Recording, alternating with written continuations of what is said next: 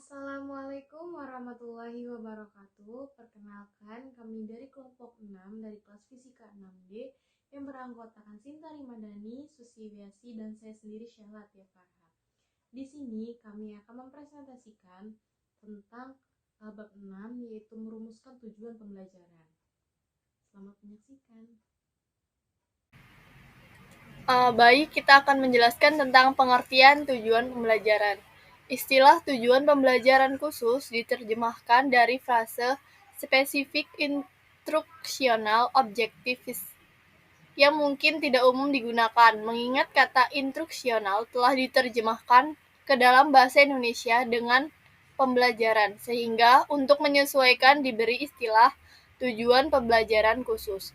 Istilah yang lebih populer diberikan sebelumnya, yakni tujuan instruksional khusus seperti yang banyak digunakan di Indonesia, terutama sejak berlakunya kurikulum tahun 1975, kurikulum 1984, dan kurikulum 1994.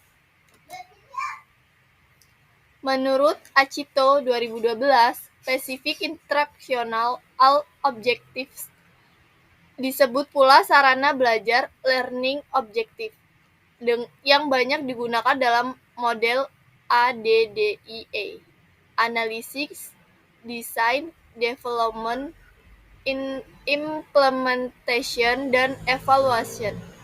Dick and Carey 2019, serta Rothwell dan Kazanas 2005 menggunakan tujuan khusus perilaku behavioral objektif. Yang lain ada yang hanya menyebutkan sebagian tujuan khusus objektif untuk membedakan tujuan umum.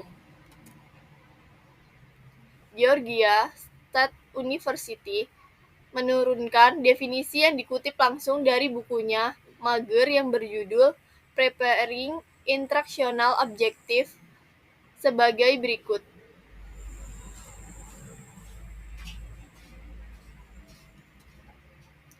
Tujuan pembelajaran atau instructional objective adalah perilaku hasil belajar yang diharapkan terjadi, dimiliki, atau dikuasai oleh peserta didik setelah mengikuti kegiatan pembelajaran tertentu. Tujuan pembelajaran merupakan arah yang ingin dituju dari rangkaian aktivitas yang dilakukan dalam proses pembelajaran. 3 domain belajar yang mencakup domain kognitif yang menekankan tingkatan berpikir, domain afektif yang merujuk pada sikap dan perasaan, serta domain psikomotor yang menekankan pada tindakan. 3 domain inti ini merupakan pijakan dasar dalam merumuskan tujuan pembelajaran khusus. Begitu pula dengan 5 kemampuan yang ditawarkan oleh Gagne yang mencakup keterampilan intelektual, strategi kognitif, informasi, verbal, sikap, keterampilan motorik merupakan cara efektif dalam merumuskan tujuan pembelajaran khusus. 1. Rumusan tujuan pembelajaran domain kognisi. Bloom sendiri memberikan kategori berdasarkan stratifikasi pemikiran tingkat rendah atau lower order thinking dan pemikiran tingkat tinggi high order thinking. Namun untuk membagi 3 domain secara simetrik, rumusan tujuan pembelajaran khusus dibagi ke dalam 3 kategori, yaitu 1. Kategori mudah, itu mencakup pengetahuan dan pemahaman. Yang kedua, kategori sedang, itu mencakup aplikasi. Dan kategori sulit yang mencakup analisis, sintesis, dan evaluasi. Yang kedua, rumusan tujuan pembelajaran domain afeksi. Domain afeksi mencakup sikap di mana kita menggabungkan sesuatu secara emosional seperti perasaan, nilai, apresiasi, antusiasme, motivasi, dan sikap. Rumusan tujuan dalam domain ini dapat dilihat dari sikap yang paling sederhana sampai pada yang paling kompleks, seperti kategori mudah itu mencakup penerimaan dan pemberian responansi. Yang kedua, kategori sedang itu mencakup penilaian dan pengorganisasian. Yang ketiga, kategori sulit yang menyangkut internalisasi dan karakterisasi nilai. Yang ketiga, rumusan tujuan pembelajaran domain psikomotor. Domain psikomotor berhubungan dengan gerakan fisik, koordinasi, dan penggunaan keterampilan terutama daerah motor. Mengembangkan keterampilan ini memerlukan latihan rutin dan sering diukur dari segi kecepatan, ketepatan, jarak, produk, dan teknik dalam pelaksanaan. Kategorinya, kategori mudah itu yang menyangkut persepsi dan kesiapan. Yang kedua, kategori sedang menyangkut respon terbimbing, mekanisme, dan respon kompleks. Yang ketiga, kategori sulit itu ada adaptasi dan organisasi. Aspek-aspek tujuan pembelajaran khusus. Rumusan tujuan yang terlalu abstrak dapat menyebabkan kesulitan dalam menentukan tingkat kesuksesan peserta didik. Sebaliknya, rumusan tujuan yang akurat memudahkan semua orang untuk mengukur ketercapaian tujuan pembelajaran.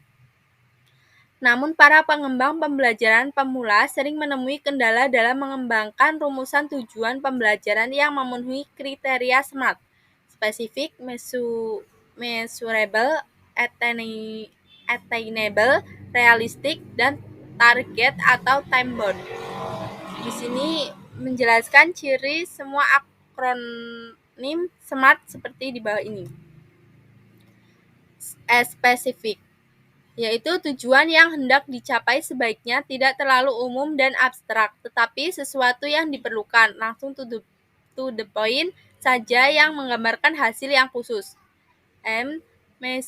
Measurable, yaitu dapat diukur. Setiap tujuan yang disusun harus menggambarkan hasil yang diperoleh, yang dapat diukur baik melalui skala 1 sampai 10 maupun dengan indikator yang disusun secara kualitatif seperti baik, lebih baik, paling baik, kurang baik, dan tidak baik. IQ-nya atau dengan standar memuaskan atau tidak memuaskan. A. Attainable atau achievable, dapat dicapai. Hal yang paling penting dalam hubungannya dengan attainable adalah mengetahui kemampuan dan kelemahan diri sehingga dibutuhkan usaha maksimal untuk mencapainya. R. Realistic, tidak terlalu sulit dan tidak terlalu mudah. Dalam menyusun tujuan, sebaiknya berpikir secara realistik dengan melihat posisi saat ini dengan kemungkinan yang bisa dicapai pada masa yang akan datang atau dalam waktu tertentu. T. Time bound, terikat waktu. Setiap pernyataan tujuan yang dirancang harus dihubungkan dengan waktu. Tanpa terikat dengan waktu, tujuan yang hendak dicapai maupun tidak dapat diketahui kapan baru dapat diselesaikan.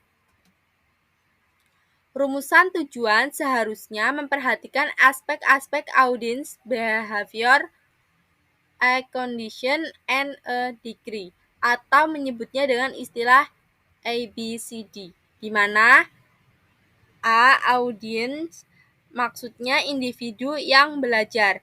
B. Yaitu behavior, perilaku atau kompetensi yang harus dimiliki. C. Condition, kondisi yang menggambarkan situasi yang terjadi pada saat belajar. D. Degree atau tingkat adalah standar yang ditunjukkan oleh peserta didik yang telah dipelajari dan dikuasai. Dari presentasi yang kami bagikan, dapat disimpulkan bahwa tujuan pembelajaran adalah perilaku hasil belajar yang diharapkan terjadi, dimiliki atau dikuasai oleh peserta didik. Dengan harapan apa yang kita sampaikan, teman-teman bisa memahami apa itu tujuan pembelajaran, rumusan tujuan pembelajaran, dan aspek-aspek tujuan pembelajaran khusus. Terima kasih, itu saja yang dapat kami sampaikan. Kurang lebihnya kami mohon maaf. Wassalamualaikum warahmatullahi wabarakatuh.